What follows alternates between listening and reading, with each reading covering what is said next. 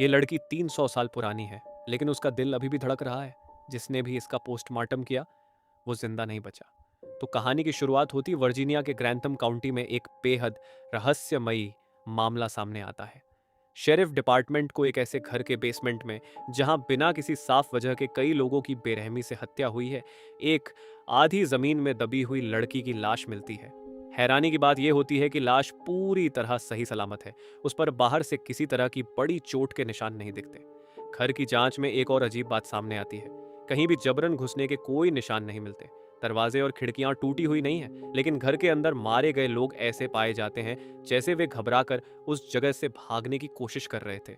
ऐसा लगता है मानो किसी डरावनी चीज से बचने की कोशिश में उन्होंने अपनी जान गंवाई हो। उस अनजान लड़की की पहचान नहीं हो पाती, इसलिए उसे फिलहाल जेन डो नाम दे दिया जाता है। उसकी लाश को पोस्टमार्टम के लिए स्थानीय मॉर्ग में भेजा जाता है, जहां शहर के कोरोनर टॉमी टिल्डन और उनका बेटा ऑस्टिन काम करते हैं। उस रात ऑस्टिन की अपनी गर्लफ्रेंड एमा के साथ डेट तय होती है, लेकिन जैसे ही ये अजीब केस आता है, वह अपने पिता की मदद करने के लिए डेट टाल देता है। वह एमा से वादा करता है कि पोस्टमार्टम खत्म होते ही वह उससे मिलने जरूर आएगा। उसे बिल्कुल अंदाजा नहीं होता कि यह रात उसकी जिंदगी की सबसे खौफनाक रात बनने वाली है। जब टॉमी और ऑस्टिन जेन डो का पोस्टमार्टम शुरू करते हैं, तो एक एक कर ऐसी बातें सामने आने लगती हैं जो इस केस को और भी ज्यादा रहस्यमयी बना देती हैं। सबसे पहले वे उसके शरीर की बनावट पर ध्यान देते हैं। उसकी कमर की हड्डियों की स्थिति देखकर साफ लगता है कि उसने लंबे समय तक कॉर्सेट पहना था। वो कसा हुआ कपड़ा जिसे सदियों पहले महिलाएं पहनती थीं। लेकिन कॉर्सेट तो कई 100 साल पहले फैशन से बाहर हो चुका है। तो फिर ये लड़की कौन है? और अगर ये पुरानी है, तो इसका शरीर इतना ताज़ा क्यों दिख रहा है? सबसे बड़ी उलझन उसकी मौत के समय को लेकर होती है। वे तय ही नहीं कर पाते कि उसकी मौत कब हुई। एक तरफ उसके शरीर में रिगर मोर्टिस यानी मौत के बाद आने वाली अकड़न नहीं है, और उसकी नसों में अभी भी खून बह रहा है, जो इस बात का संकेत देता है कि उसकी मौत हाल ही में हुई है। लेकिन दूसरी तरफ उसकी आंखें धुंधली और फीकी पड़ चुकी हैं, जैसे उसे मरे कई दिन हो चुके हों। मतलब शरीर कुछ और कह रहा है और हालात कुछ और। बाहर से देखने पर उसके शरीर पर किसी तरह की बड़ी चोट का निशान नहीं मिलता, लेकिन जैसे जैसे वे अंदर की जांच करते हैं, मामला और भी डरावना हो जाता है। उसकी कलाई और टखनों की हड्डियां बुरी तरह टूटी हुई हैं, मानो किसी ने उसे कसकर बांधा हो या बेरहमी से मरोड़ा हो। उसकी जीभ काटी हुई है, एक दाढ़ गायब है, और उसके फेफड़े पूरी तरह काले पड़े हुए हैं, जैसे उसने धुआं या आग के बीच दम तोड़ा हो। सबसे चौंकाने वाली बात तब सामने आती है जब वे उसके अंदरूनी अंगों की जांच करते हैं। उसके शरीर के अंदर जगह जगह चाकू से गोदे जाने के निशान हैं, कई गहरे घाव। लेकिन हैरानी यह है कि बाहर से उसकी त्वचा पर एक भी कट या घाव दिखाई नहीं देता। और फिर उसके पेट से एक और सुराग मिलता है, जिम्सन वीड नाम का एक पौधा जो न्यू इंग्लैंड में पाया जाता है और एक शक्तिशाली लकवाग्रस्त करने वाला जड़ है। अब सवाल और गहरे हो जाते हैं। क्या उसे जहर देकर जिंदा ही यातनाएं दी गई? क्या यह किसी पुरानी क्रूर रस्म का हिस्सा था, या फिर इसके पीछे कोई ऐसी ताकत है जिसे समझ पाना इंसानों के बस की बात नहीं? जैसे जैसे पोस्टमार्टम आगे बढ़ता है, माहौल अचानक बदलने लगता है। बिना किसी के छुए मॉर्ग में रखा रेडियो अपने आप चैनल बदलने लगता है। पहले तो दोनों इसे एक मामूली तकनीकी खराबी समझते हैं, लेकिन फिर आवाजें अजीब होने लगती हैं। उसी दौरान ऑस्टिन को मुख्य कॉरिडोर में कुछ परछाइयां खड़ी हुई दिखाई देती हैं। उसे लगता है जैसे कोई लोग चुपचाप अंधेरे में खड़े होकर उन्हें देख रहे हों। वह टॉर्च लेकर बाहर जांच करने जाता है। वहां उसे इंसान नहीं, बल्कि उनका पालतू बिल्ली स्टैनली मिलता है। जब वे दोबारा जेन डो के शरीर की जांच करते हैं, तो एक और चौंकाने वाला राज खुलता है। टॉमी को उसकी वही गायब दाढ़ उसके पेट के अंदर मिलती है, लेकिन अकेली नहीं। वह एक छोटे कपड़े के टुकड़े में लिपटी होती है। उस कपड़े पर रोमन अंकों, कुछ अक्षरों और एक अजीब सा रहस्यमयी डायग्राम बना होता है। और इससे भी डरावनी बात तब सामने आती है जब वे उसकी त्वचा के अंदर की परत को देखते हैं। बिल्कुल वही निशान और प्रतीक उसके शरीर के अंदर की त्वचा पर खुदे हुए होते हैं, जैसे किसी ने उसकी खाल के भीतर से कोई गुप्त संदेश उकेरा हो। अचानक पूरे कमरे की लाइटें जोरदार धमाके के साथ फट जाती हैं। चारों तरफ अंधेरा छा जाता है। अफरा तफरी में जब वे इधर उधर देखते हैं, तो उन्हें एहसास होता है कि मॉर्ग में रखी बाकी लाशें गायब हो चुकी हैं। जो शव कुछ देर पहले दराजों में रखे थे, वे अब वहां नहीं हैं। घबराकर वे बाहर निकलने की कोशिश करते हैं, लेकिन जब वे एलिवेटर तक पहुंचते हैं तो पता चलता है कि वह काम नहीं कर रहा। वे मुख्य दरवाजे की तरफ भागते हैं, मगर वहां एक बड़ा पेड़ गिरा हुआ होता है, जिसने इकलौता रास्ता पूरी तरह बंद कर दिया है। अब वे अंदर फंस चुके हैं। टॉमी और ऑस्टिन मदद के लिए फोन मिलाने की कोशिश करते हैं, लेकिन दोनों के मोबाइल में सिग्नल नहीं आता। ऑफिस का लैंडलाइन भी डेड है, जैसे किसी ने जानबूझकर उन्हें दुनिया से काट दिया हो। डर और तनाव के बीच टॉमी वॉशरूम की तरफ जाता है और वहीं अचानक किसी अनदेखी ताकत द्वारा उस पर हमला हो जाता है। अब यह साफ हो चुका है, यह सिर्फ एक पोस्टमार्टम नहीं है, कुछ है जो जेंडो के साथ आया है और वो दोनों अब उसके खेल का हिस्सा बन चुके हैं।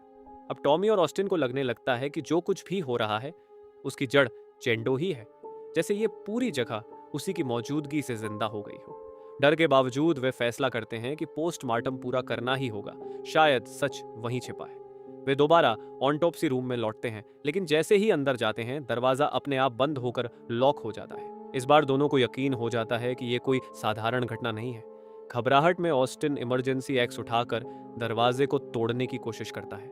काफी वॉर करने के बाद दरवाजे में एक छोटा सा छेद बन जाता है और उसी छेद से उन्हें बाहर का नजारा दिखता है। वहां एक चेहरा दिखाई देता है, टेढ़ा मेढ़ा, बुरी तरह बिगड़ा हुआ।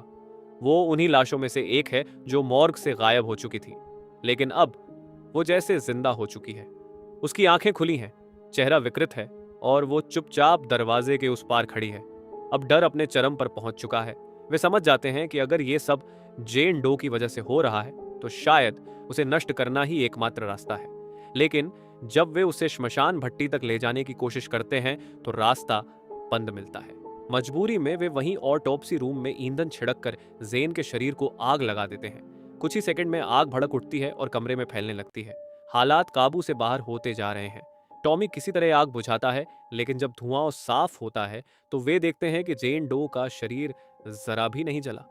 वो वैसी ही पड़ी है, बिल्कुल सलामत, जैसे आग भी उसे छू नहीं सकती। तभी अचानक एलिवेटर दोबारा चालू हो जाता है। दोनों को लगता है कि शायद अब निकलने का मौका मिल गया है।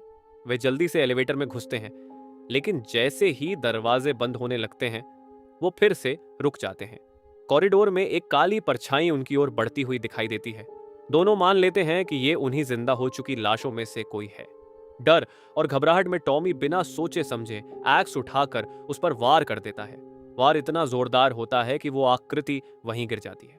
एलिवेटर के दरवाजे खुलते हैं और जैसे ही वे बाहर आते हैं सच सामने आता है। वो कोई लाश नहीं थी, वो एमा थी।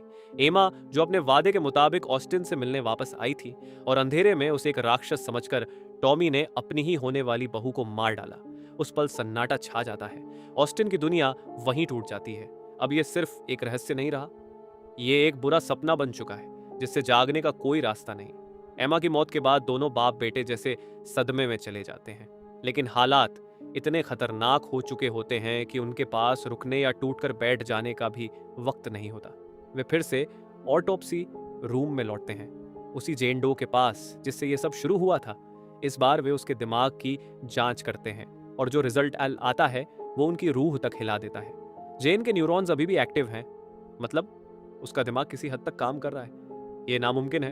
एक इंसान जिसके अंदर इतने जख्म हों, जिसके अंग बुरी तरह नष्ट हों, वो जिंदा कैसे हो सकती है? और अगर वो जिंदा है तो फिर ये कैसी जिंदगी है? वे दोबारा उस कपड़े के टुकड़े को निकालते हैं जो उसकी दाढ़ के साथ पेट में मिला था।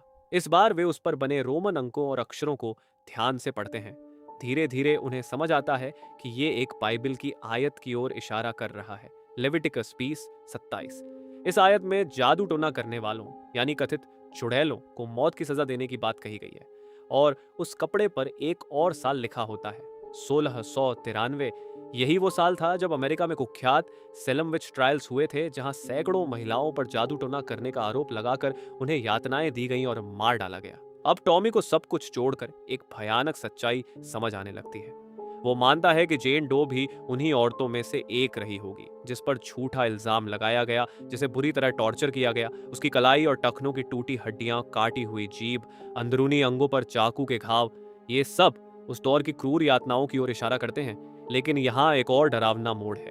टॉमी का मानना है कि जिन लोगों ने उसे चुड़ैल समझकर इतनी बेरहमी से मारा, उन्होंने अनजाने में उसे सचमुच एक चुड़ैल बना दिया। उनकी नफरत, उनका अत्याचार, उनकी धार्मिक कट्टरता, शायद उसी ने उसे किसी अंधेरी शक्ति में बदल दिया। अब वो अमर है, उसका शरीर नष्ट नहीं होता, आग उसे जला नहीं सकती, लेकिन सबसे भयावह बात यह है वो अपने शरीर पर होने वाला हर दर्द महसूस करती है। वो दिखती भले ही मृत है, लेकिन अंदर से जिंदा है और शायद वो अब भी अपने साथ हुए अत्याचार का बदला ले रही है। अब सारी कड़ियां जुड़ चुकी होती हैं। टॉमी समझ जाता है कि जेन उन्हें अभी तक इसलिए जिंदा रखे हुए है क्योंकि वो चाहती है कि वे वही दर्द महसूस करें जो उसने सदियों पहले सहा था। ये बदला है, धीरे धीरे तड़पा तड़पा कर दिया जाने वाला बदला। अपने बेटे को टूटता हुआ देखकर टॉमी एक फैसला लेता है। वो जेन डो के सामने खड़ा होकर खुद को उसके हवाले कर देता है। वो उससे विनती करता है, मुझे ले लो, लेकिन ऑस्टिन को छोड़ दो। जैसे ही वो ये कहता है, उसके शरीर पर वही घाव बनने लगते हैं जो जेन के शरीर पर थे। उसकी कलाई और टखनों की हड्डियां चटकने लगती हैं। उसके अंदरूनी अंगों में चाकू के गहरे घाव उभर आते हैं। दर्द से वह तड़प उठता है और उसी समय एक और खौफनाक चीज होती है। जेन डो के शरीर पर बने सारे घाव धीरे धीरे भरने लगते हैं। उसकी त्वचा साफ होने लगती है। उसके फेफड़ों का कालापन गायब हो जाता है। उसकी आंखें जो धुंधली और सफेद थीं अब अपने असली रंग में लौट आती हैं, जैसे वो हर दर्द टॉमी से खींचकर खुद को ठीक कर रही हो। टॉमी असहनीय पीड़ा में कराहते हुए ऑस्टिन से गुहार लगाता है, मुझे मार दो प्लीज, इसे खत्म कर दो। ऑस्टिन के लिए ये पल सबसे मुश्किल होता है, लेकिन अपने पिता को उस हालत में देखकर आंसू भरी आंखों से, कांपते हाथों से वो चाकू उठाता है और अपने ही पिता के सीने में घोंप देता है। एक ही बार और सब खत्म, या शायद ऐसा लगता है। कुछ देर बाद ऑस्टिन को बाहर से शेरिफ की आवाज सुनाई देती है। उसे लगता है कि आखिरकार मदद पहुंच गई है। वो सीढ़ियों की तरफ बढ़ता है, लेकिन अचानक उसे एहसास होता है ये भी एक भ्रम है। चारों तरफ सन्नाटा है। तभी उसके सामने एक और भयानक दृश्य उभरता है। उसके पिता का चलता हुआ शव उसी हालत में उसकी ओर बढ़ता हुआ। ऑस्टिन घबरा जाता है।